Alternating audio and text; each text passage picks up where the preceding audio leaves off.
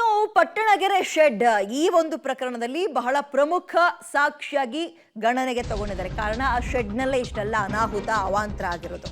ನೆನ್ನೆ ವಿಚಾರಣೆಯನ್ನ ಪಟ್ಟಣಗೆರೆ ಶೆಡ್ನ ಮಾಲೀಕ ಅವರು ಕೂಡ ಎದುರಿಸಿದ್ದಾರೆ. ಅವರು ಬಾಡಿಗೆ ಕೊಟ್ಟಿದ್ರು ಆ ಶೆಡ್ಡನ್ನ, ಸುಮಾರು 5-6 ಎಕರೆ ಜಾಗ ಅದು. ನಾನು ಕನ್ನಡ ಪರ ಸಂಘಟನೆಯಲ್ಲಿದ್ದೆ, ಆವಾಗಿಂದಲೂ ಕೂಡ ದರ್ಶನ್ ನನಗೆ ಪರಿಚಯ. ಲ್ಯಾಂಡ್ ಓನರ್ ಆಗಿದ್ರಿಂದ ನನ್ನನ್ನು ವಿಚಾರಣೆ ಕರೆದಿದ್ರು, ಹೋಗಿದ್ದೆ. ಶೆಡ್ ಬಾಡಿಗೆದಾರ ದರ್ಶನ್ ಶೆಡ್ಗೆ ಹೋಗಿರೋದು ಗೊತ್ತೇ ಇಲ್ಲ. ಆರೋಪಿ ವಿನಯ್ ನನ್ನ ತಂಗಿಯ ಮಗ ಅಂತ ಕೂಡ ಜಯಣ್ಣ ಹೇಳಿದ್ದಾರೆ. ಓಕೆ, ನಿಮಗೆ ದರ್ಶನ್ ಹೆಂಗೆ ಪರಿಚಯ, ಮತ್ತೆ ಏನಾಯ್ತು ಅವತ್ತು, ಅದ್ರ ಬಗ್ಗೆ ಏನಾದರೂ ಮಾಹಿತಿ ಇದೆಯಾ ಅಂದಾಗ ಆ ಒಂದು ಈ ಶೆಡ್ನ ಓನರ್ ಏನಿದ್ದಾರೆ ಅವ್ರು ಹೇಳಿರೋ ಮಾಹಿತಿ, ನನಗೆ ದರ್ಶನ್ ಪರಿಚಯ ಯಾವಾಗಿಂದ ಅಂದರೆ ನಾನು ಕನ್ನಡ ಪರ ಸಂಘಟನೆಯಲ್ಲಿ ಇದ್ದಾಗಿಂದ ಪರಿಚಯ. ಮತ್ತು ಈ ಶೆಡ್ ಬಗ್ಗೆ ಡೀಟೇಲ್ಸ್ ಅನ್ನೋದಾದರೆ ನಾನು ಬಾಡಿಗೆ ಕೊಟ್ಟಿದ್ದು ಹೌದು. ಈ ಆರೋಪಿ ವಿನಯ್ ಕೂಡ ಇದ್ದಾನಲ್ಲ ಈ ಪ್ರಕರಣದಲ್ಲಿ, ಆತ ನನ್ನ ತಂಗಿ ಮಗ ಅಂತ ಕೂಡ ಹೇಳಿದ್ದಾನೆ.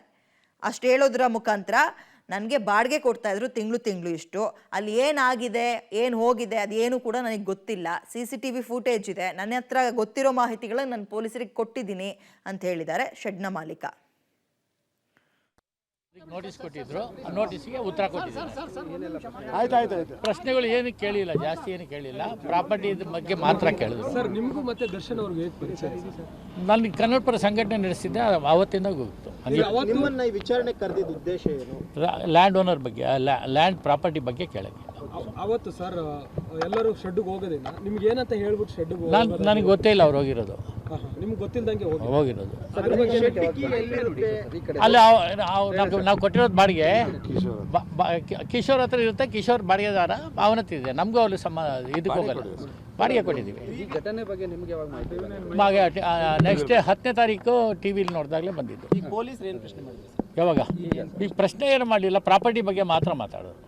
ಸರ್, ನಿಮಗೆ ಅದು ಕೊಲೆ ನಡೆದ ವಿಚಾರ ಅಥವಾ ಹಲ್ಲೆ ನಡೆದ ವಿಚಾರ ಯಾವತ್ತು ಅಂದ್ರೆ ಘಟನೆ ಆದ ನಾಳೆಗೆ ಏನಾದ್ರು ಗೊತ್ತಾಗಿತ್ತ ನಿಮ್ಗೆ? ಅಂದರೆ ಟಿವಿಲಿ ಬಂದಿದ್ದೀನಿ. CCTV ಕ್ಯಾಮ್ರಾಗಳೆಲ್ಲ ಇವು ಸಿಕ್ಕಿತ್ತು. ಸೊ ನೀವು ಅದ್ರ ಫಾಲೋ ಅಪ್ ಇರೋದ್ರಿಂದ ನಾನು CCTV ಇದೆ, ಬಟ್ CCTV ನಮ್ಮ ಹತ್ರ ಇಲ್ಲ. ಅದನ್ನ ಇವರೇ ಬಂದು ಸೀಸ್ ಮಾಡಿದ್ರು, ಅವ್ರು ತಗೊಂಡೋಗಿದ್ದಾರೆ. ಘಟನೆ 2 ದಿನ ನಮ್ಗೆ ಗೊತ್ತಿಲ್ಲ, ನಮ್ಗೆ ಅದ್ರ ಬಗ್ಗೆ ಗೊತ್ತೇ ಇಲ್ಲ. ಯಾರು? ಕಿಶೋರ್ ಇನ್ನೂ ಮಾತಾಡಿಲ್ಲ ನನ್ನ ಹತ್ರ. ನಿಮ್ ವಿನಯ್ ಅವರು ಏನಾದ್ರು ನನ್ನ ತಂಗಿ ಮಗ ಅಷ್ಟೇ, ನಾ ಏನು ಮಾತಾಡಿಲ್ಲ. ಸರ್, ಈಗ ಈ ಒಂದು ನಿಮ್ಮ ಶೆಡ್ಡಲ್ಲಿ ಈ ಥರ ನಡೆದಿದೆ, ಏನು ಹೇಳ್ತೀವಿ ಇದ್ರ ಬಗ್ಗೆ ನಾನು ಹೇಳೋದು ನನಗೆ ಗೊತ್ತಿಲ್ಲದೆ ನಡೆದೋಗಿದೆ. ಈಗ ನಡೆದಿರೋದ್ರ ಮೇಲೆ ಕಾನೂನು ಪ್ರಕಾರ ನಡೆಸ್ಕೊಂಡು ಹೋಗೋದು ಅಷ್ಟೇ. ಬನ್ನಿ ಅಂತ ಸರ್.